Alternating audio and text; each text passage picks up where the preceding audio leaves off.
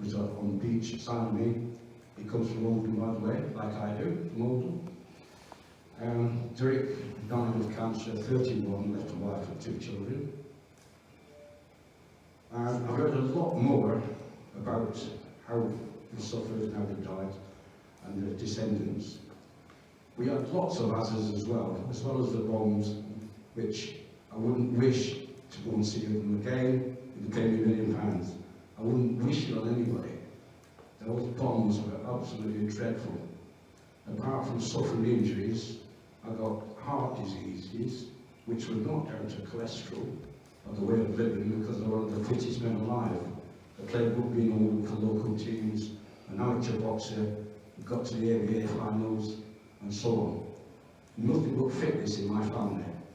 I'd run 4 miles, 3 times, I won 4-mile races.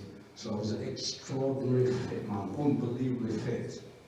I'm now 83, and apart from the trouble I had through Christmas Island, which partly damaged my eyes, I had to have cataracts when I came back. It damaged my hearing, which our tests say UK veterans, it's only 14% damage to your ears. And they only pay out compensation on 20%, so I was turned down on everything. Been turned down for all my complaints. I took a piece of shrapnel, put it down to shrapnel, from one of the bombs, when the debris was flying past. At the time, I thought it was just a piece of coral or a piece of shell. It was a scar about ½ inch long, a cut. I just wiped it. I didn't even think anything about it. No MOD or anything. No medical office. And in later years, with heart problems, I had X-rays and so on, and it was discovered that I had a foreign body in my chest. And as a result, this was on that Christmas Island, where the bombs had gone off. You've got thousands of mosquitoes after because of tens of thousands of crabs, land crabs, some of which were as big as dinner plates, and also running over the one-way roads, hundreds and hundreds of crabs, crushing them under my truck. The stench of them was really horrific.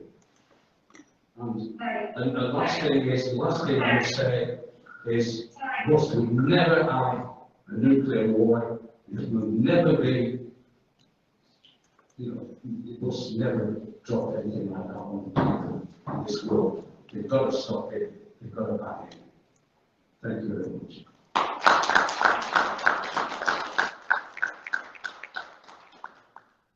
Thanks, Terry. I do want to cut you off because you're saying some very important stuff. We're going to get into some more detail about that a bit later on.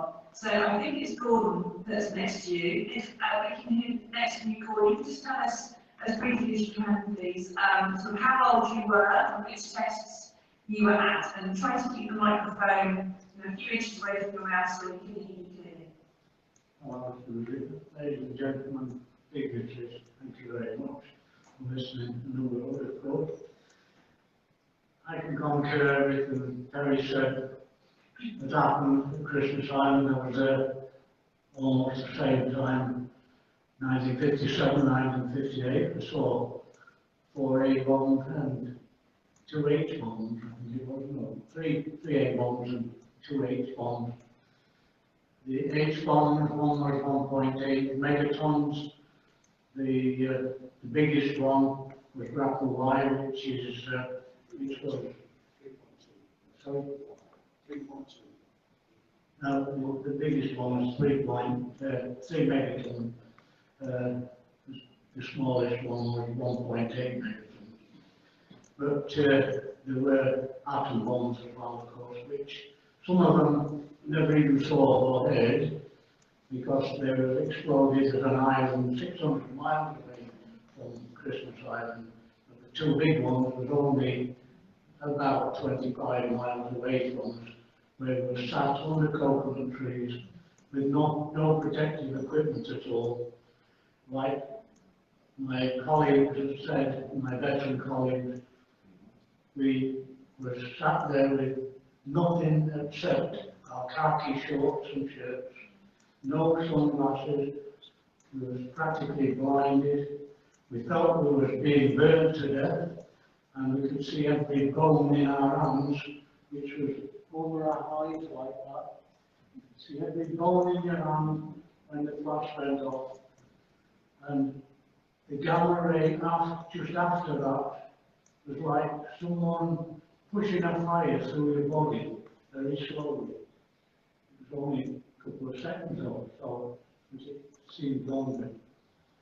After that, of course, we were practically blown off our feet by the blast, and a monstrous cloud which took up nearly all the horizon, and it weren't small. In fact, it was in the atmosphere. It dropped by a volume bomber, and you had to look up because it was rolling over the top of you, and the stem, the mushroom stem, was a mile wide. It covered all the horizon. It was so frightening. A lot of the lads cried. You could hear them wailing for their mother. Now, even now, I have nightmares about being lost in that whiteness because you couldn't see nothing except bony hands. And I see these bony hands every now and then coming towards me. I'm sorry, but it does affect me now. But that's not the worst of it. It's not me I want recognition for. The children, our children, and their children, because it's affecting them. This radiation, which we picked up through plutonium isotopes, which give off alpha radiation, which can last 24,000 years, people. 24,000 years. That's the half-life. And that can be breathed in. It can be taken in by food, which is on the land, which can be carried out of the deserts and places, other places, where these bombs have been exploded, carried by the jet stream. You've all seen sand on your cars in the summertime. That's come from the deserts of where France let their nuclear weapons off, where America let theirs off in the Nevada desert, and the indigenous people of the Pacific Islands. All this nuclear radiation is floating about up there, and eventually it's coming down, and it's going to affect us all. My advice to everyone is to get onto your MPs, tell the Prime Minister and whoever in charge at the time to look us all in the eye and ask us what it was like. And another thing, I had to wash a Canberra aircraft that flew through the cloud collecting samples. I was one of the people that had to wash that Canberra themselves by hand, the engine themselves, because the people on the fire service and the decontamination team couldn't use eye jets on the engine themselves of the aircraft. They had to be washed by hand. And I had to do that in a pair of denims. No, just a pair of denims and gloves. And I'm convinced that I breathed in these alpha particles, and I think that is what affected my children. And one stillborn, not stillborn, one born 5 weeks premature, who had to have several blood changes because of a blue baby. And then a 5-year-old, my daughter got tuberculosis. She had that until she was 8 years old, from medicine. I got cancer. I've had cataracts removed. I've had all my teeth removed. And I just feel for my colleagues and their children. And that's all I want. The children being recognised. Let the government say to them, sorry, we made a mistake, not ignore us. Thank you very much. Thanks, Will.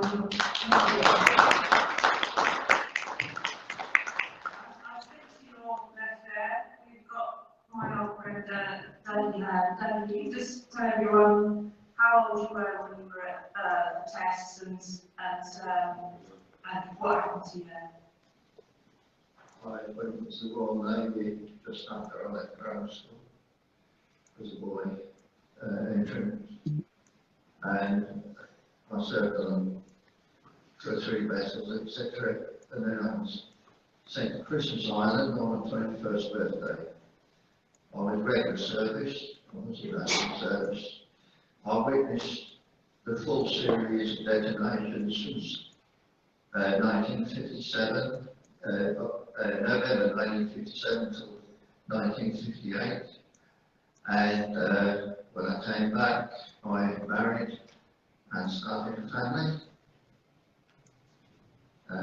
My eldest daughter from that marriage is bipolar and has tried to commit suicide at least 3 times and has been sectioned 8 or 9 times. Her sister, my youngest daughter, she was okay until she arrived at puberty, when she did 11, and her whole physical body changed. She had a hump on her back, like a teddy bear. She grew facial hair, and we had to shave both of those areas twice a day. Eventually, took her to the doctors, and within 3 hours she was in the hospital in Nottingham. And within 2 days they operated. We spent 17 weeks the first year with her. I actually slept on the floor of the hospital on occasions. And she came home, she looked to be in recession, and in the March the following year she relapsed. We took her back to hospital. She had another operation, another 17 weeks. And both those times, 17 weeks at a time, she was taken away and we were not allowed to attend. Eventually, Jill confided in me that she was seeing doctors, but only 2 doctors every time that she'd seen before. All the rest of the people were different, and they took photographs of her every time. Eventually, in 1977, she came home again, and she saw this Queen's Jubilee that year, but died within a few weeks of it. She was 11 years old. Now, my job on the island, I never followed my professionals I had in the Navy. I was seconded to the AWRE. I fished for them to test fish for radioactivity. I was also in charge of a group of personnel. Every destination, we cleaned the East Coast up from the oncoming and incoming debris, such as fish and birds that were killed by the detonations. And that took up sometimes between 11 to 16 weeks, and I had 18 personnel working with me. When I applied for a pension after being medically unfit for the Navy in 1960 and tried to pursue that, I brought the event Christmas Island into the situation because I was having difficulties over it. And I was told that I wasn't in the Royal Navy at the time. I belonged to the AWRE, and I wasn't. In that case, it wouldn't have no effect on me being able to apply any compensation or pension. Thank you.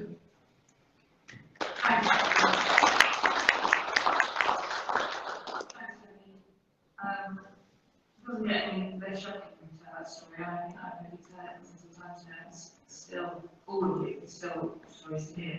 Alright, we've got one more question on the stage. Who's another one of mine? Archie Hart. Archie, can you tell everyone what age you were when you were at the test and which ones you took part in? As Susie said, I'm Archie Hart. I served on HMS Diana, the Bering class destroyer, on the 3rd Commission in 1956-1957, and the commission was to sail through the atomic fallout of 2 detonations. Now, the word fallout in those days was a sort of gentle word, a little bit like Portia's speech in the Merchant of Venice, drop us of the gentle rain from heaven. It didn't. It wasn't gentle rain from heaven.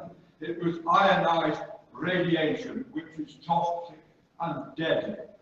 And there's all kinds of nonsense talk about the crew were ensconced in citadels. This ship was exactly as it had been built. It was no special equipment at all. The citadels were the mess decks where we ate, lived and slept. And so it's still mere semantics.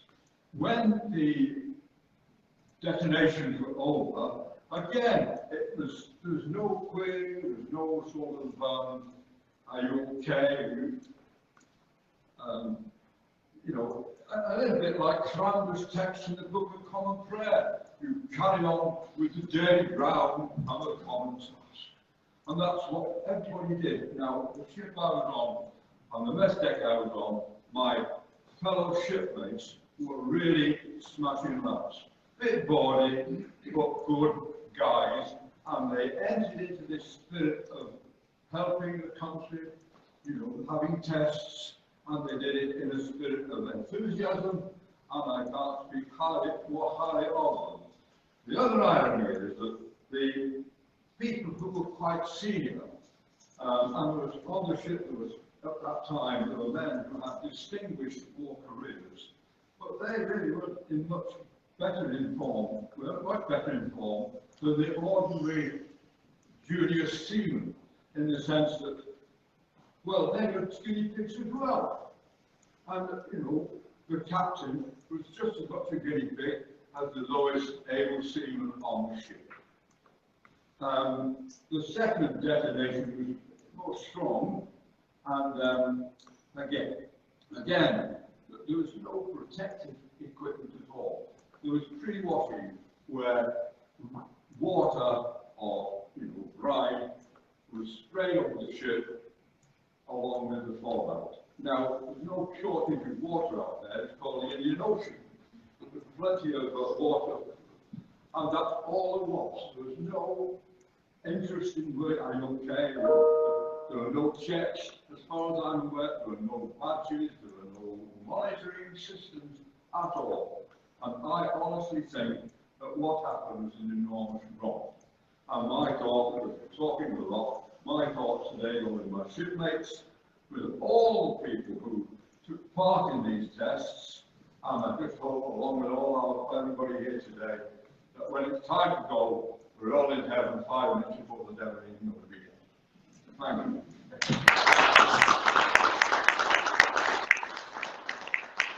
I'm sure you'll get your top run in the next slide. Hopefully, a long run from there. Now, we're going to go to a couple of our American friends who are joining us from the Sergeant Ponds. Now, it's worth noting, for those who are going to be watching this at the United Nations later this year, the stories that Britain's nuclear test veterans tell are extraordinarily similar to those told by survivors of nuclear tests all around the world, whether they were servicemen, whether they were civilians. They report very similar pattern of ill health and denial, but there are some differences in perhaps in government recognition. So, Ken, you're speaking to us from New York. Can you, excuse me, put you up on the big screen rather than me. Can you tell us what age you were when you were at the tests and what kind of service you did? Because you were there for the US Army. Yes, good morning. I was 19 years old when, in early May of 1977, we went to the Marshall Islands. And it was our job to clear the islands and begin the construction of the base camp. So the other guys coming over would have a place to stay and work on the cleanup itself. There's not a whole lot to tell. I mean, we did what we did. We were soldiers. We had no choice in what we did. The biggest problem that I have is our government never informed us, never told us what kind of dangers we would be in. If we were in a war, obviously, we would be digging foxholes and dodging bullets. We didn't have any protection whatsoever. That was our big downfall in the LABRATS. We had no protection, we had no idea of really what we were getting ourselves into. And throughout the years, of course, the government denied we were ever exposed. We realized that in 1975 through early 80s, the people of Rockwell who had been exposed and the government had been testing them, they knew what was going to happen to us, but yet they still continue to deny, even today, that we were ever exposed. So that's about it for me. I mean, everybody, the stories that are told are all very similar, and we are all in the same boat when it comes to being compensated, being taken care of. The government controls what they compensate us for. The government controls what is being told, although a lot of times the government is denying the truth, which is not good. So, Thank you, Ken. thank you. Thanks, Ken. We'll come back to you on some more stuff later on. Now, Keith, I don't have much of a bio on you, so I don't know much about you, but you're involved with the nuclear test veterans over there in the States as well. So can you tell us what tests you were involved in and how old you were when you were taking part in them? Well, I was also involved with the Inuit Electrical Cleanup Project. I was 21 years old. I was in the Air Force and I was involved with communications. And as part of communications, I also wound up getting involved with the PBX,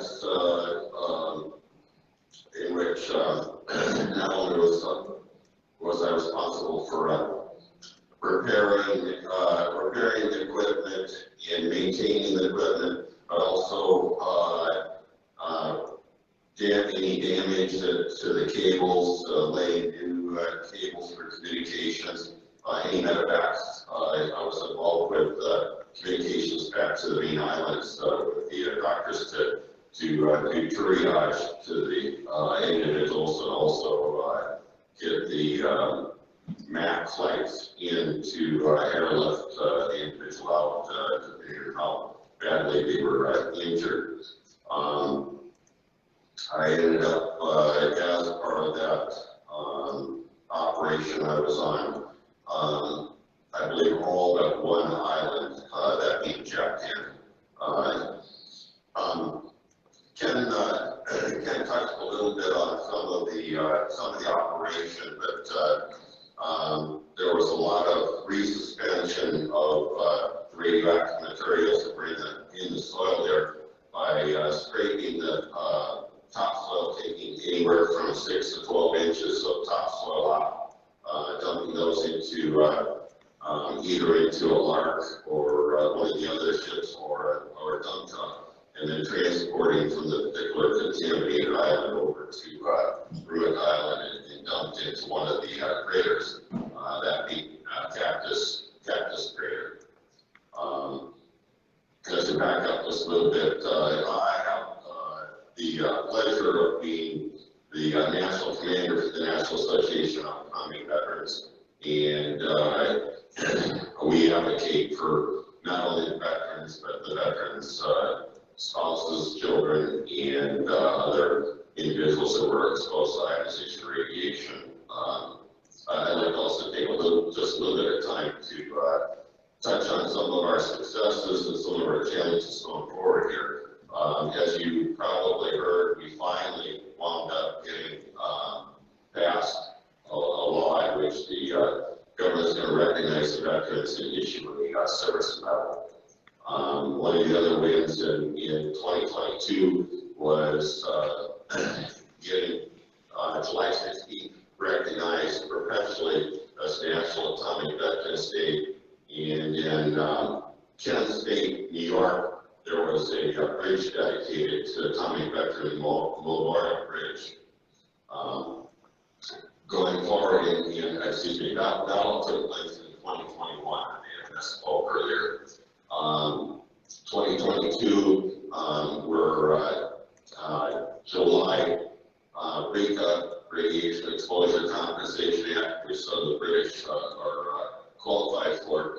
That's set to expire. Right now, we're currently working on legislation to get that extended and expanded from 75,000 to 150,000. As well as we're trying to get the Utah cleanup veterans recognized as atomic veterans, and the individuals that were involved with the broken arrow operation, Paul Mark Spain, recognized as atomic veterans. So I'll get up my soapbox here and let us see out some specific questions regarding to the cleanup operation or anything else I spoke about. Thanks very much, Keith. That's much appreciated. And I need to try and sort of go through a few things that I want to try and explain to those of the people who are going to be watching this in the final analysis, who perhaps never heard of the nuclear test before and have never heard any more stories before. The UK in total detonated 45 atomic and hydrogen bombs between 1952 and 1991. There were a further 593 what were so-called minor tests. Now, the atomic bombs happened in America, Australia, and the South Pacific. The minor test happened at Infield, Maryland, in South Australia. All of these devices, after they were detonated, have been linked to reports of ill health by people who were nearest to them, whether they were servicemen or whether they were civilians. And similar stories have been told by survivors of Soviet nuclear tests in Kazakhstan, by Chinese nuclear tests, from French nuclear tests in Algeria, and as we've heard there from the American nuclear tests which happened in the Pacific and in Nevada in the wake of the Second World War. So one of the things that the British government in particular says a lot every time I go to them with a story is that there were, and I quote, well-documented safety measures in place. So I'm just asking everyone very quickly to tell me what safety measures they were aware of at the time. So I don't know if you've got the microphone at the moment there in the hall, but so Archie's the last one, so Archie might have it. Now Archie, you already told us a bit that you were on HMS Diana. Some men were sequestered below deck, so you were above deck. What were you wearing at the time that HMS Diana was sailing through fallout of Upton Towers at the time? Can you tell us?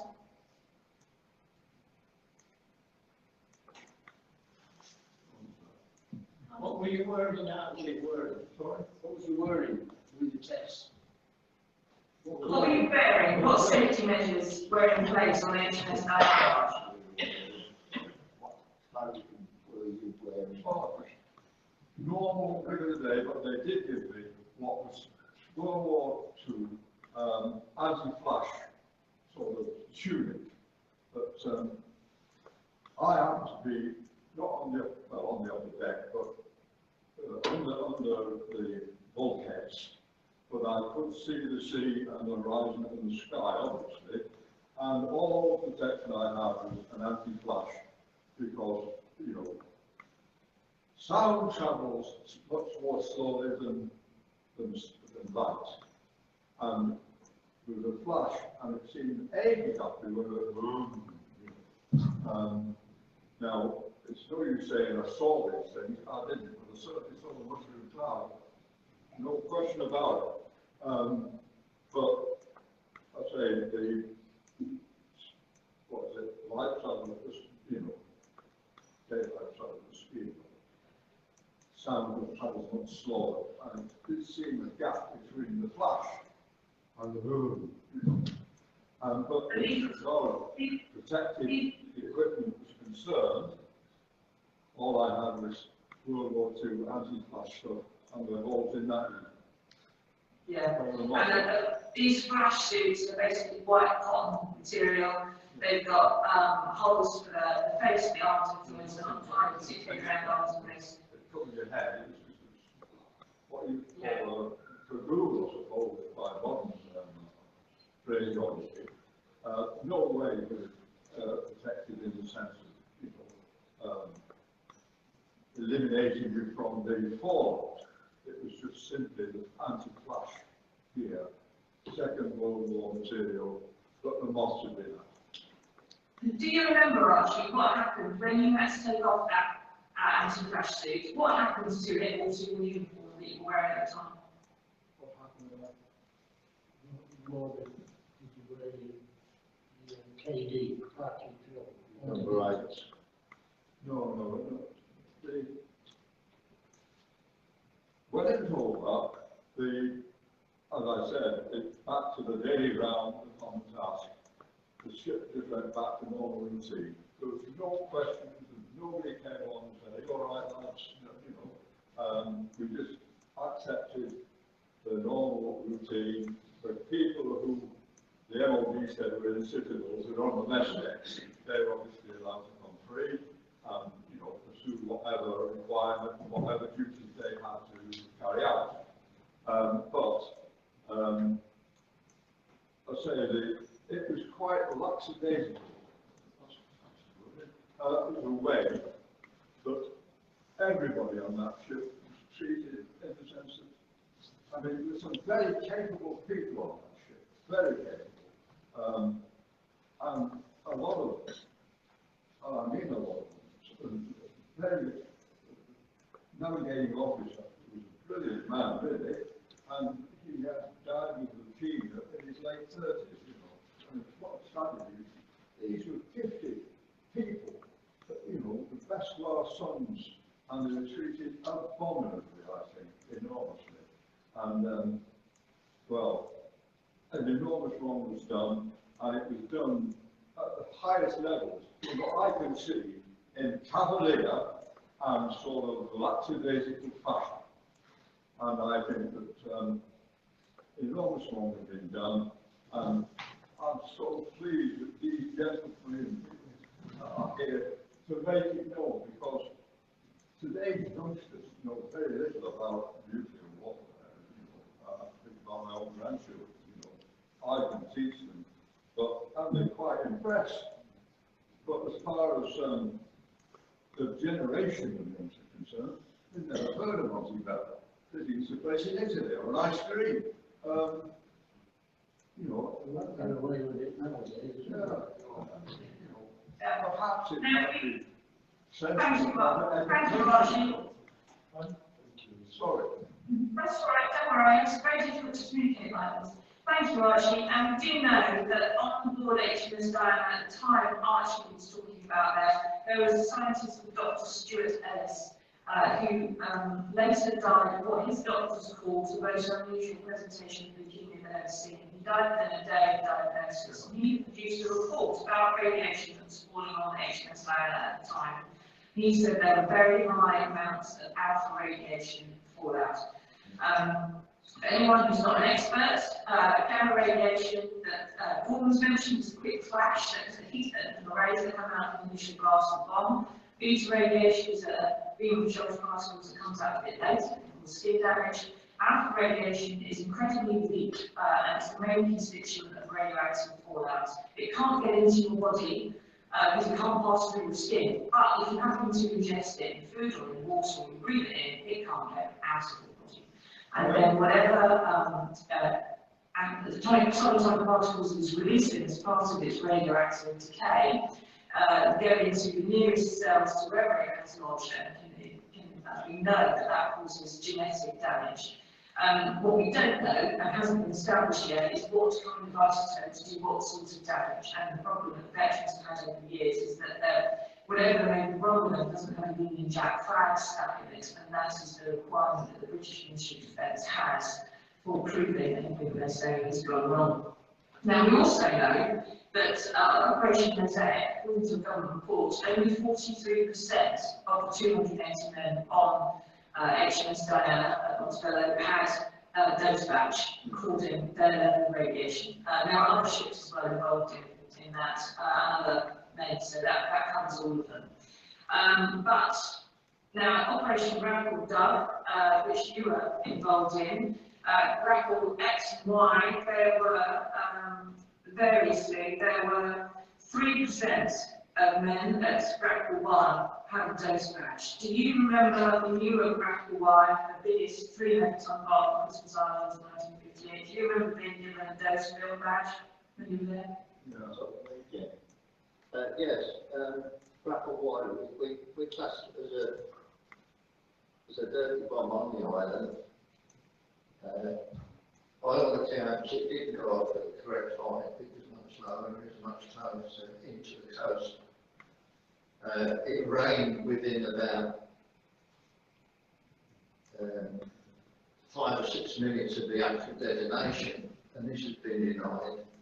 But I have photographs of the situation where all the wheel ruts in the road back down to living accommodation were full of water, and in some cases marine life.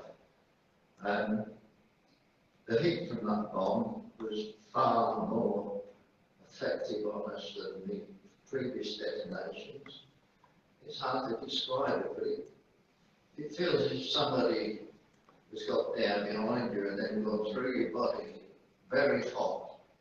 And when it comes out of your shins and the front of your legs, because you've got those drawn up to your eyes and your head buried down into it. And once again, as you say, you can see the bones in a pink X-ray through your closed eyes.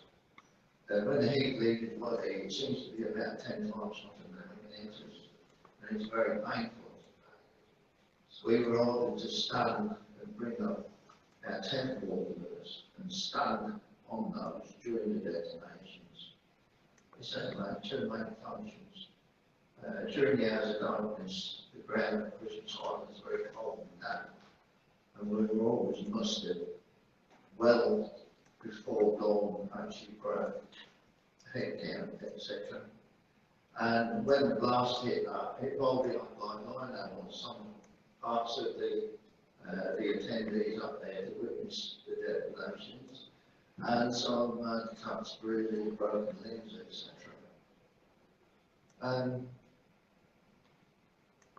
Can I ask now, what, before this happened, and you would have had briefings from the senior officers about where to stand and cover your mouth, your eyes and things like that, and sit down on the ground, what safety briefings, did any of them mention the effects of fallout or genetic damage at all? No. Well, anything that we discussed. On that stage, had awareness of genetic damage being the risk of what they were doing? As I understand it, Susie, this ionizing radiation was a guy in 2009 who attended the High Court, and a lot of, and a fellow who I think a professor in New Zealand called Rowan, and he proved that ionizing radiation never goes away. And in other words, the ship would be ionized until the metal becomes razor-edged. And even that would be very, And the thing is that the word fallout, which was used extensively, was just a sort of, well, a word, a convenient word. Because at the end of the day, it is toxic and it is deadly. You go to Sellafield today for a day trip, you dress up like Darth Vader. They don't let you go in with just a, so yeah, I mean, now we realise how dangerous fallout is, or ionizing radiation, and people cover it. But in those days, he's not scared. Then, watching an aeroplane that has been through the epicentre of a nuclear blast, and he's watching the airplane down in his leather denim shorts. Unbelievable. But while you guys didn't know about some of these risks, we do have documents which establish that those who were ordering the weapons tests did know of the genetic hazards, and that they did know there would be no safe dose limits below which you wouldn't expect to see some kind of genetic response to what happened. So can I just quickly ask for a quick show of hands on the stage? Everybody there who has had cancer, can you raise your hand, please? All of them.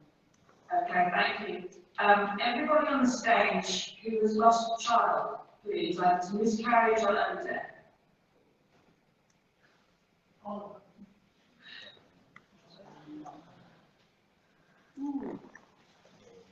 say something about the washing of aircraft? Yes, go I can't remember what year it was. I think I was an education secretary at the time. I had a request from a guy in Ireland, could he join the litigation with the big residents? And I wanted to know his history. And he said, I've never been to Christmas Island. I said, well, how come you want to join the litigation? He said, the cameras that came back from the island that went through the town, they weren't allowed back into the UK. They landed at Alder Grove Airport in Northern Ireland, and he was one of the crew that re-washed them before they were allowed into the UK. And he told me at the time that the Indians were taken out there and dumped in the North Sea. So people that were not in attendance to the test were actually being affected. The detritus of what was being brought by the government back to the UK before it would be allowed into the UK. Yeah. I think it's telling as well that Kenneth and Keith there were no longer involved in the actual atomic testing, they were involved in the cleanup. And it's the cleanup that has caused this all to be scooped out again. So Ken, can you tell us very quickly, when you were at the cleanup, and as Keith was there, you were removing maybe up to a foot of topsoil and scooping it all up and putting it in dump trucks, things like that, and hiding things under the big concrete dome. What safety measures were you told about and told to take? Who's that directed to? Ken, that's Ken, in America. Ken. Well, we actually had no protection whatsoever. We were one of the first groups there. As I said, we were sent there to clear the island and start building the base camp. We had no dust mask. We had no protection whatsoever. A short story of a friend of mine who was recently passed away in 2019. He had 4 separate cancers, 7 cancers altogether.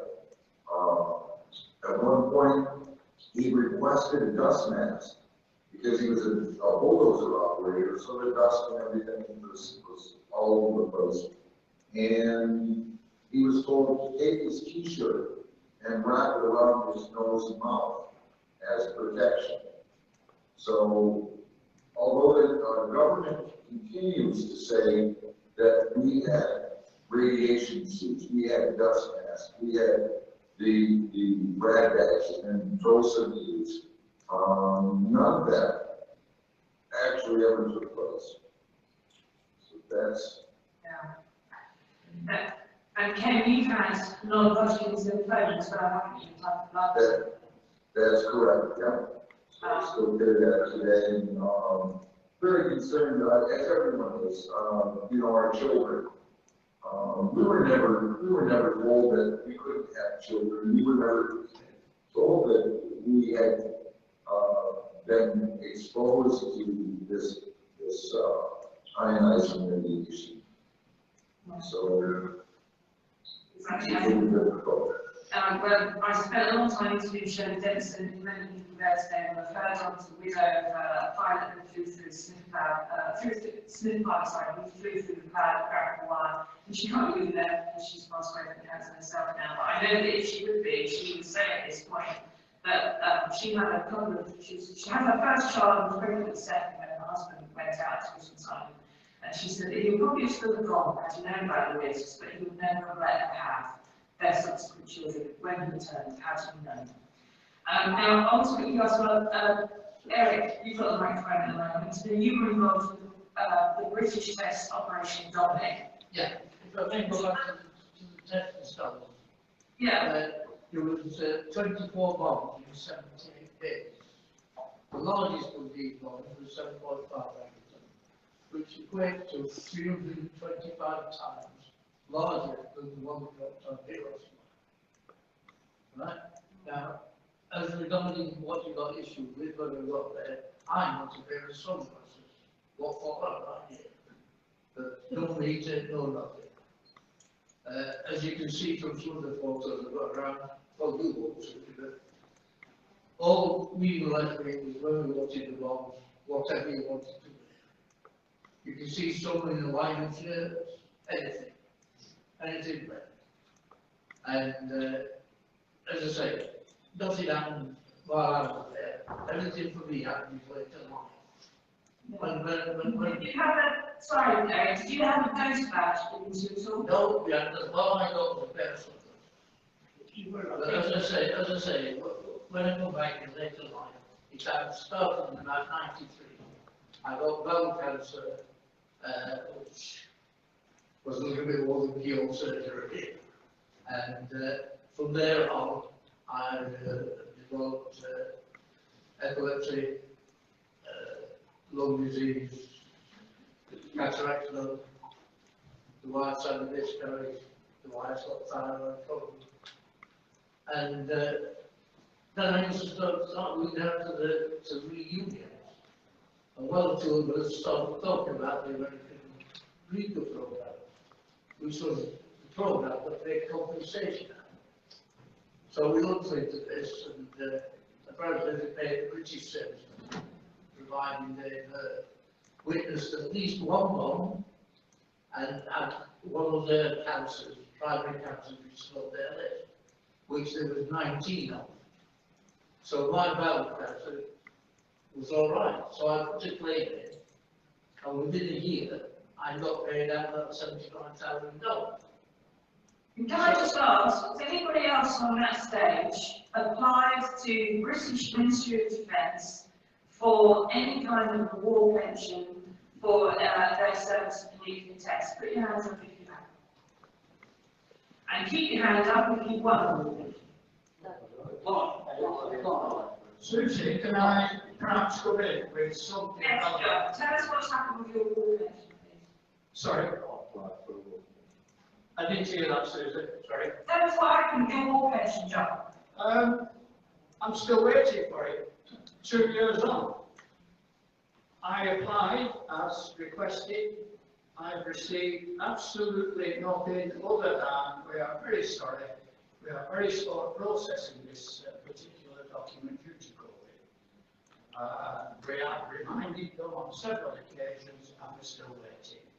But that is no different than we're waiting for the governments to recognise the so-called duty of care. I wonder if you have the TUC's definition of duty of care in the workplace, would the MOD have done away with what they did to us? I'll give you two very simple, and I know we've done an awful lot of talking, but two very simple principles here.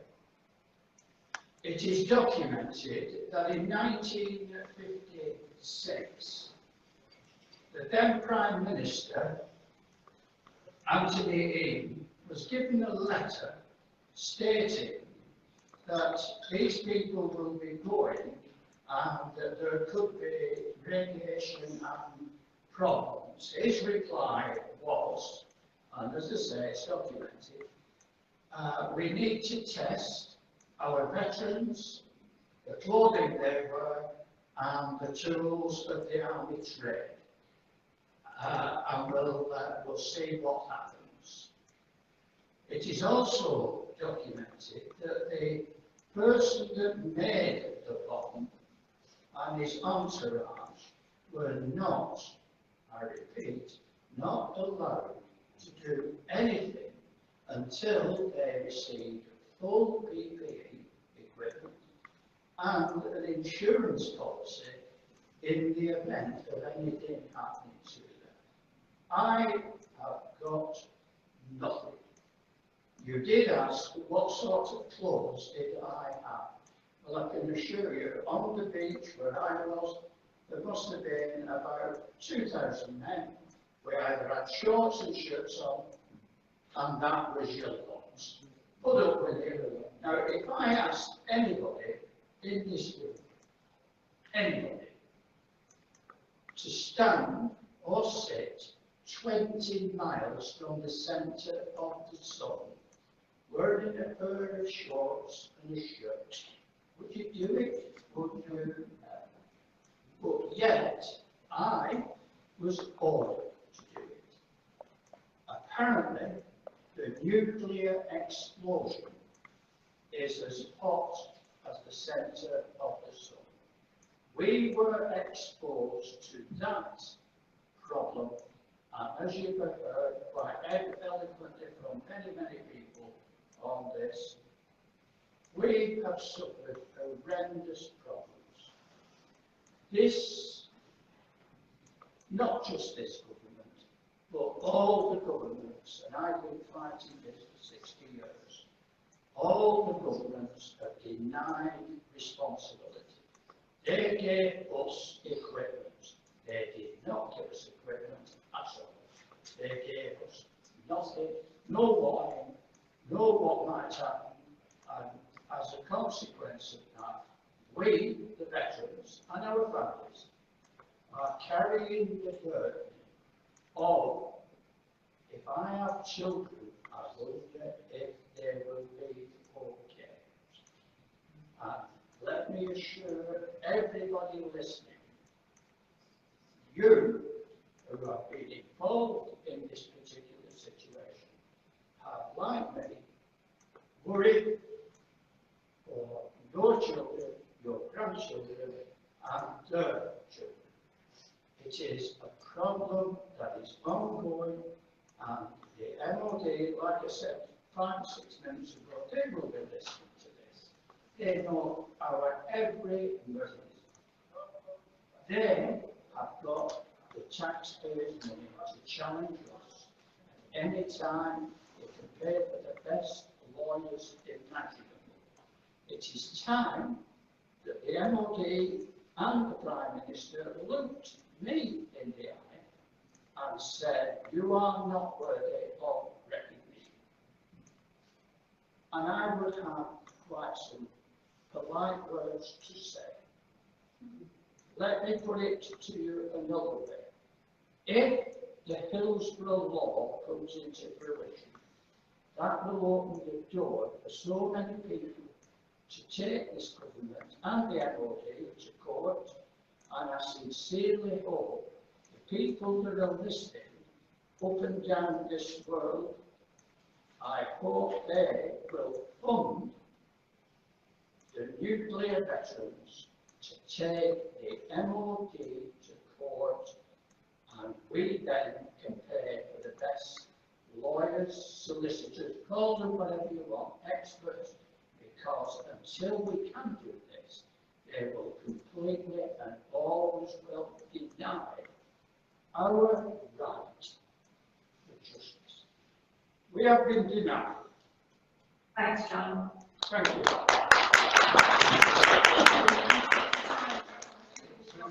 5 minutes before I have strict instructions to kill this stone here. So, Brian, very quickly, what does he want to say? You sit on the task of miscarriages. My first wife, who has now passed away, had multiple miscarriages before we started having her first children. My first daughter was born with a double womb attached to each other and hidden. My third son had large multiple holes in his heart that said, well, that's normal. My third grandson, my first son, had a very rare melanoma on his head, and his mother was told she's a neurotic person, and she should go away. But she was a qualified nurse and midwife, but she kept pushing it. Now my grandson is on permanent register. My second wife, she has 2 children with me. My oldest son of this marriage had eye problems. It's called Duane syndrome. His eyes were all gone, back to front sort of thing. My second child, a daughter, has spinal problems. She's got protein defects and problems in the legs, stomach, and as well. But, as the government says, we were safe. Thank you. Thank you, Brian. Susan, could I have a word with you on that part? Yes, very quickly, Terry, we've got 3 minutes. Right, okay. Regarding Florida, we talked about Florida from bombs and so on. But I'm driving about all over the island in heavy trucks, all over the island, with no windscreens in, kicking up dust, which must have been, absolutely must have been radioactive, whatever type of radiation was set, it's ionized radiation or whatever. But really kicking it up everywhere. And going out picking up pieces of equipment that the AWRE set up, and the REs have set up. And the result of that, I think, also caused my cancers. When I came away from Christmas Island, just 2.5 years, I got 2 tumours. One came up in my side, as big as a melon. I could rest my elbow on it. And that's how emergency services. Surgery, and emergency surgery, that was in the Manchester hospital. But the thing is it left me also with massive scars. It took chunks putting it out, these cancers and tumours, and the scar on my side, you wouldn't believe it, for a young man. And, look, there you are, you know, what can you do? I've done everything possible. I've campaigned, I've claimed, I joined the TBA and put claims into UK veterans. I claimed for everything. I put everything down. Eyes, ears, my heart condition, my tumours. I put absolutely everything down. And the reply back was, you were terminated, you were bombed for 2 eye, this, that, the other, making total excuses. So I went for appeal. I got an appeal. I actually. Thank you, Terry. Thank you, Terry. I'm sorry, I'm going to cut you off, Terry. Okay. Sorry, This is important issue, just because I don't know something first. Yes, it is. I managed to win a tribunal, and that was day before yesterday, in court, UK veterans and so on. And I had a solicitor went there as well, military solicitor, we believe, and so I represented, and the person who was judging it was actually MOD. And the lady who was sat on the bench there, judging it, had her face, if she had a smile, her face would have cracked. She was determined to throw it all out before she made a decision, before anyone even spoke. So my solicitor got in very quickly and argued the point and said we needed more information, more evidence, and the bundle we sent them, they sent it to my solicitors, only got it 2 days before. So they had no time to even read about all the facts and everything and the evidence, and managed to get an adjournment. So I've got an adjournment, but not this time, not face to face like I wanted it. It's got to be by Zoom, you know, like we're doing today. So I'm expecting that and to see what happens, what the results of it. But if I can get more evidence in writing, would on me as well. You know, I'd like to be a veteran who can get in there and get some compensation for what we did. That would be a start. And to carry it on to get, you know, a medal for us veterans as well. Right. Well, thank you, and thank the BNTB and Alan years back for helping me much as he could, and so on. Right, there you are. That's it, Sue. Thanks, Terry. Sorry for cutting you off. Alan was texting me saying, "I'll finish at 10:02. They're not too long." So I think we've had a good sort of quick round in terms of the effects that the tests have had on you. I want to go very quickly to what can happen next, because our American friends have had some successes. They have more successes than we have in the UK in terms of getting some form of recognition from the government. So Keith, as now commander, I wanted to ask you really, how, obviously there's been a difference in your test, because some of your tests happened on land, they affected civilians, they happened on home territory. There wasn't really a way for the governments in America to deny that there was a problem. What advice can you give our veterans in terms of how we can convince the government that something they intentionally did on the other side of the world does still have safety implications and health implications for us today? Well, one of the things they can do is go through what documentation is available in terms of genetic damage, health risk, psychological damage to the veterans, and present those disabilities and effects to the government. It wasn't an easy task for us. We've been fighting for over 4 decades to see that getting a medal. You wouldn't think that something as simple as a medal would be that much of a challenge.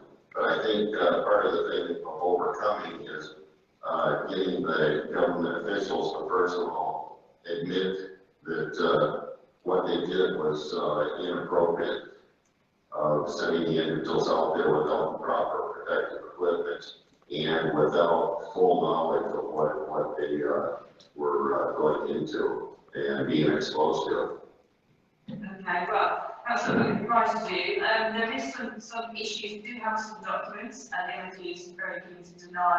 They always say they're only partially reflective, and there are documents showing the stuff.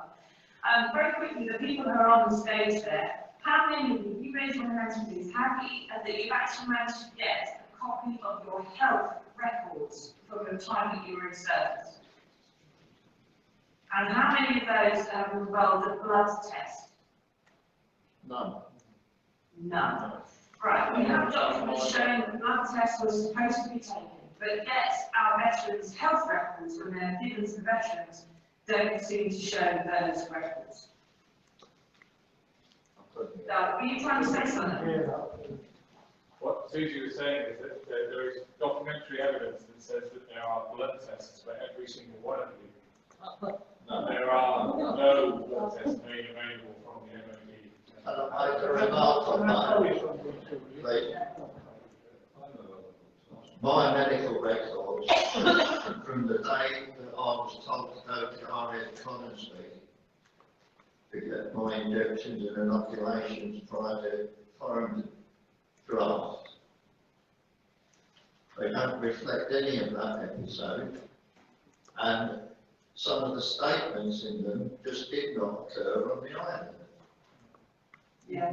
There's quite common problems, I think, with veterans' health records being incomplete. Keith, you wanted to say something? Can I back you up on that, Joe? When I was at Christmas Island, after washing the camera, I ended up with great big boils on my back and my neck, and I still got the scars to this day. Now, I went to the medical place to be treated for them, and the doctor said to me, when is it you're going to Hawaii on your holiday? Because you have a break. Some of you did anyway. Have a break in the middle of your tour. You can go to Hawaii for a couple of weeks and then get back to the island.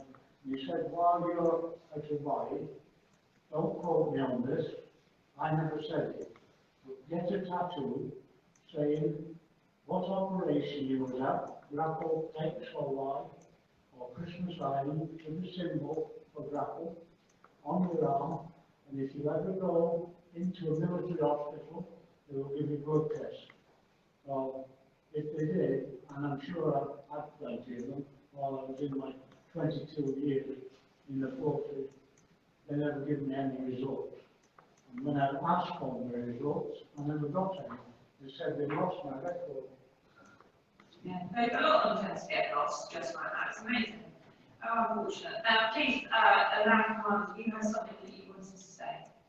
Because it may be a similar situation to what we have here. We've had a number of individuals that had urinalysis tests, and when they went to get their medical records to see about getting that information, it wasn't in their medical records, and they had to apply for a freedom of information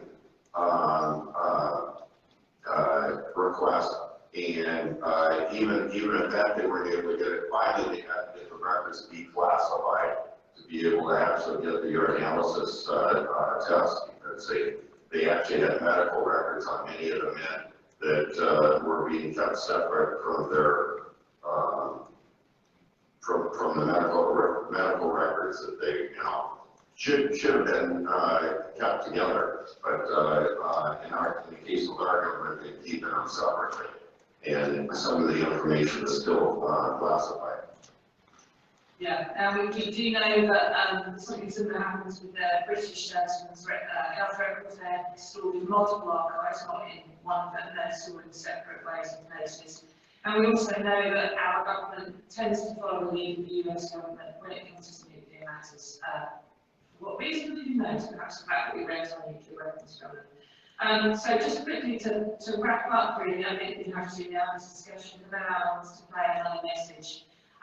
We've had stories there that every single person who's spoken to us today has lost a child in some respect. They all had cancer. They haven't been hand-picked in order to have that story. These are just normal veterans who are able to get to Manchester today. And we know that they haven't had the safety measures, safety briefings, safety clothing that they should have had and which scientists had. And that there was very little care taken of them, whether it was by the US or the UK governments. We also know that these men were the ones who were closest to a weapon that our governments decided they need, because they were the most deadly, awful weapon they can imagine. So we're left wondering, really, why, if these weapons were so utterly terrifying and capable of causing so much damage, that the people closest to them, according to our governments, were utterly unaffected by it and were completely safe. Because if Brian and Gordon and Ken and Keith and Eric and John and Archie and the others, if you're all immune to radiation, guys, I think we need to know about it. I think that would be an important step in our battle against nuclear weapons, to know whatever it is about you that's completely unique and that makes radiation just bounce off you. Maybe it's because you drink too much tea, I don't know. But there's no government research into why it is that servicemen at all these tests, on all these continents, over all the years, have had a similar response. And there's nothing that is unique about them except the fact that they were serving that nuclear test. That's the only thing that makes them stand out from the rest of humanity, as far as we know. Of course, you're really people that helps too. Before we close up suddenly, is there anybody who has wanted to say something that I haven't given them a chance to say? Speak now for everyone, please. Can I just tell you something about teeth? Yes, come on. In the late 80s, a selection of teeth was sent to the University of Ottawa, and they disappeared in transit. 2 years later, a courier took some over, and when he got to the university, the department had been closed. In the early 2000s, I helped produce a program for the BBC, and one of the producers asked me if I knew anything about it, and I said, well, only what I've just quoted. And she asked me, was it possible to get hold of some teeth in the near future, and she would get them to somewhere in Germany. And I managed to get 19 teeth from various veterans that hadn't been taken out. I gave them to this lady, and after 2 years I'd heard nothing.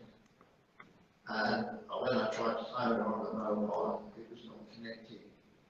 And at that time I was working with another producer on BBC Two. And I happened to mention that I knew this lady, and he said, oh, I've got a phone number, and I phoned her. And when I approached the subject with her, she said, oh, it was inconclusive, the phone down.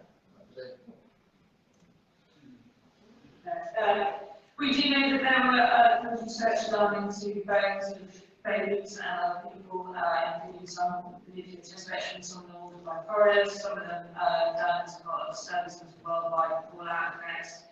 And we know as well that in America in particular, unfortunately, there's a lot of our scientists who are there involved in creation of the very first record who were injecting plutonium into patients, hospital patients, in order to see what the effects were. So there are studies that have happened and gone on which have come out, which perhaps it will be able to tell around the world. I'll then wind up to allow to get on to the next thing. Thank you, everyone. Scotland Press, I know he's busy staring at it. Thank you, everyone, for taking part.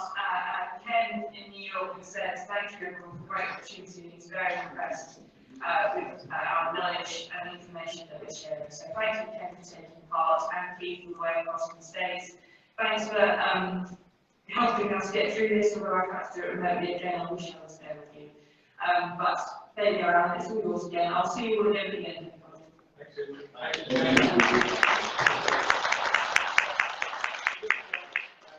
going to end the call just quite nicely, just because Terry has got something important to remember. So. Yes, something I've just remembered to. I believe, and I read it somewhere, that the indigenous people of the Gilbertines of the island were affected by eating the actual coconuts, apart from eating the fish and that sort of thing. Now, in 59, almost before we were due to come home, they had an Operation Coconut, and they used to use other trucks and everything else to collect thousands of fallen coconuts, far more than what would be normally to be exported, because the Gilbertines had plantations and they sold copra, as you probably all know about it. But tons and tons and tons of coconuts were shipped off for a charity. We did it as a charity to the Gilbertines as a part of payment, and that was shipped off. Where it went to, I don't know.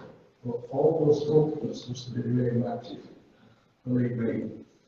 And when I sort of picked up things for the RE, for the Edinburgh RE, and all things like that were bouncing, scrap was bouncing, because they put diary counters on them and things like that. And when I was duty driver, sometimes he took my CO officers off before the bomb test in Land Rover. They were given protective clothing and went into bunkers, did sit on the beach with us. When they got back, all my lads were sat on the beach, and like I said, no protective clothing, no glasses, not even sunglasses, no earmuffs, no clothing whatsoever, not even shirts. You didn't even have the shirts on. Shorts, boots, puttees, and jungle hats. That was it. And you asked us a bit more from me. Right, thank you very much, everybody. We're not finished quite yet. We are going to stop the feed up there because I've got a message that we're going to play. So if you could just stay on the stage for me. We're having to invite Susan, invite Keith, and invite again. The next one, Susan will be appearing later. You can go get a tea now. Because I've got a message here. Now, you listen to Andy Burnham, and you've got to admit it's very powerful. Very, very powerful. But Andy is also with another Metro man, a man called Mr. Steve Robert, who's also backing the hill for the law now. And he had this message for us.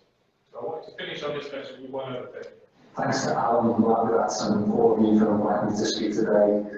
I'm sorry I can't be there with you in person, but I did want to record a short message of support, because just before Christmas I was honoured to meet with John and Archie, and listening to their stories of that of them and their families was a moving experience, and I was filled with both a sense of awe at their incredible bravery, but also fury at the treatment they've had at the hands of the British state.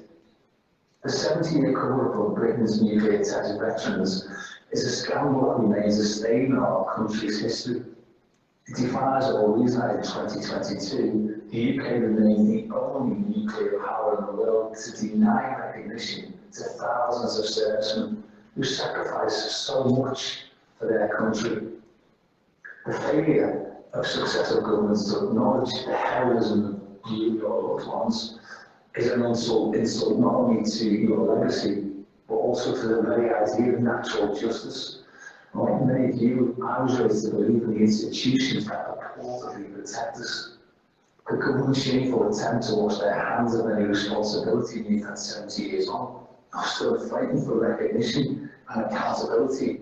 And unfortunately, your case is not an outlier. Our shared experience has shown that with these tragedies, too often the scales of justice are weighted in favour of the establishment. Hillsborough, Grenfell Tower, the contaminated blood scandal, the list is lengthy and the pattern is always the same.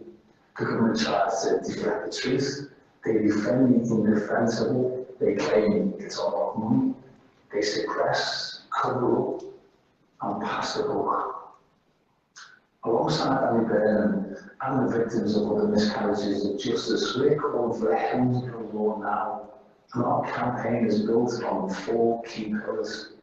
A public charter for families who lead through public tragedy, that's legally binding. A duty incumbent on public servants to tell the truth.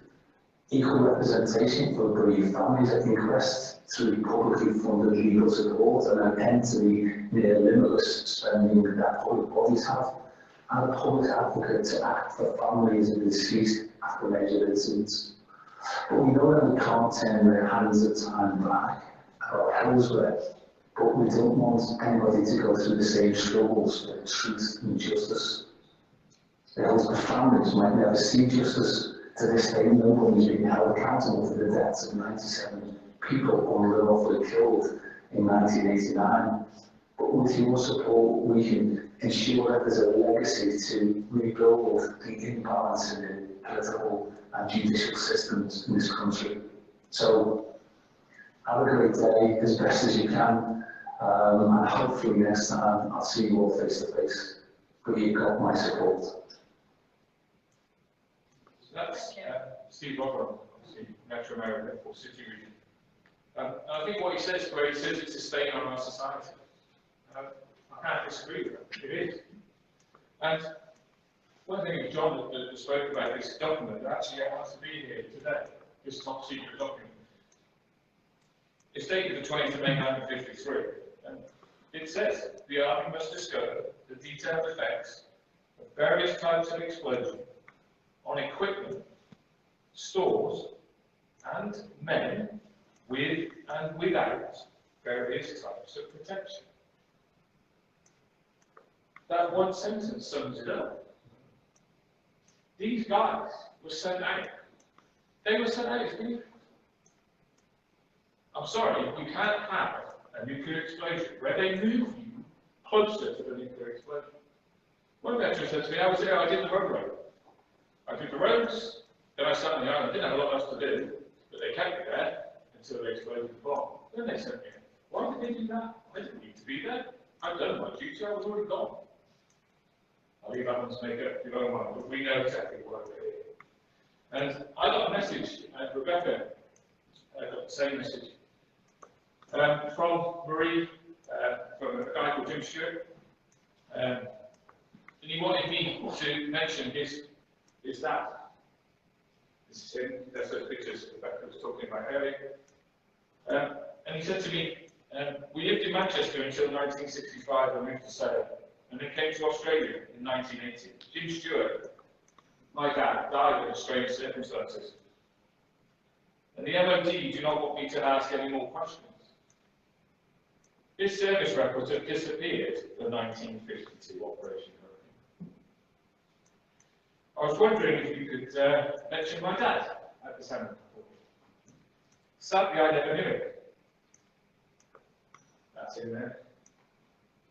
But I knew he was just doing his job when he died in the barracks at Chatham in 1958. I get these messages every week. Service records disappearing. MOD not taking on take responsibility. I am now classed by the UK government, by the MOD, as a vexatious person. Because according to the MOD, they have answered every single question that I have about nuclear testing in a full and fact manner, and they have nothing more to say to me. Believe you me, they have a lot more to say. These guys are testament to the nuclear testing program. And I want to thank Ken for coming in from America, and especially Keith, because I know Keith is not doing very well. So for them to take the time to show that you're not alone. And that's why I wanted to finish this session off with the veterans. I wanted to thank Susie, because with Susie, you're never alone. Never ever. Susie's messaging me at 5, 6 o'clock in the morning. Have you seen this? I've got that. This is the new angle. This is what we can do. She is on it all the time. Lobbying government, messages. We're in groups. Yeah, Rebecca, we're in groups. It's going on all the time. So you guys are why we're here. The families are why we're here. This justice, we need this year. Not 10 years, 20 years, 30 years. We need it this year, in this anniversary. 70 years is too long. So anybody who's watching this, because as other people would say, lots of people will be watching this, there'll be lots of officials who will be tuning into it as well. And we all know they will. We all know because how can you sit at home, wherever you are, and listen to these stories? Listen to these men and not give them the recognition. I couldn't do it, and I'm sure everybody here couldn't do it. So time to get up, get on it, anniversary year, 3rd of October 1952 was the year we changed the world. We changed the planet. We changed these guys' lives forever. My life's been changed, so is my sister's. So is everybody sitting here. That's why we're here. It has to change, and we're going to make sure it changes in this anniversary year. So we're now going to break for some lunch, but I wanted to say, guys, some of you is going to struggle to get here. Look at you guys, I know yours is a really, really bad struggle. But I really appreciate you coming out today, giving your time, speaking your story. I know that there's other people that want to talk to you as well. Brian's, got lots of videos to do with you all as well. But I just want to say thank you very much.